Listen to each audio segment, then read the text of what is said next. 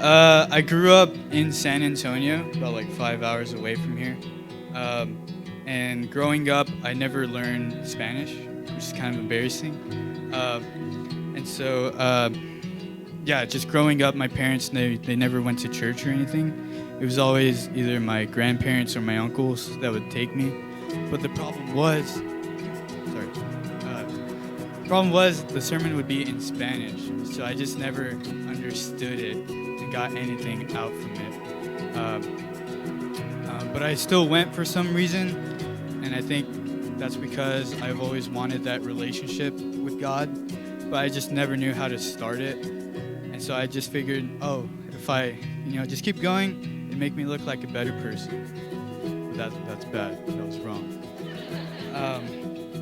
And because of that logic, I went all throughout high school, just doing a bunch of bad things that you think be fulfilling, but they actually aren't. And so by the end of it, I noticed there was like this hole in me, and it's just like it seemed like it couldn't be fulfilled ever, no matter what I did. And I recognized that towards the end a little bit, and I realized that I needed to make a change somehow, some way. So how did you come to faith in Christ? What changed? So I came up here to UTA, and I knew that I'd have like a clean slate, kind of. So nobody I knew from high school was coming. I'd have to make new friends, start over, basically reinvent myself. And so I did. And I came with the intention of finding like a church or some type of organization or something.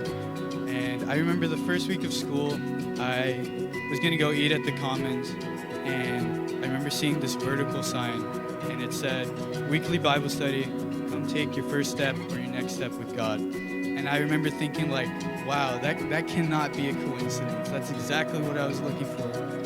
I didn't even have to go far to look. I was gonna go eat. And so I just remember seeing it, and then next thing I know, I was at the first vertical ever last year, and I loved it. It was great, and I went every week after that. But the problem was, it just felt more of like a task to me every week after a while, just something that I checked off my list, and that was pretty much it. And it wasn't until about February this year, I went to an impact training, and it was shared a lot of more practical things, and it kind of opened my eyes a bit more. And I remember speaking to Kyle Duncan about it, and he shared the 3 circles with me, and it was cool because it had like everything that I'd been struggling with. And next thing I know, we were praying to receive Christ. So that was kind of cool that same day. And ever since then, I felt like I've grown a lot, and I feel like I'm in a better place than I was before. And I've grown like in a numerous amount of ways, but a big one I think is outreach. So I've come to see since the beginning of this semester, since I became a leader, I've come to know 2 people that have came to know Christ. Yeah.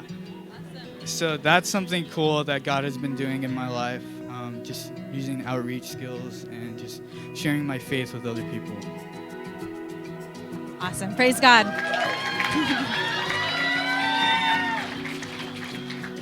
Full circle, from the harvest for the harvest. Praise God.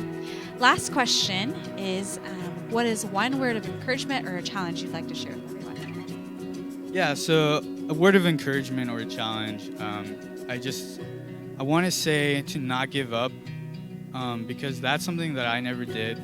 And it took me a while to realize this, but there's a God out there that's loving and caring, and he's welcoming you with open arms so that he's there whenever you need him to be. And that's just so awesome. So like, if there's anything holding you back, it shouldn't hold you back like at all, because ever since I've decided to follow Christ, my life has changed in a good way.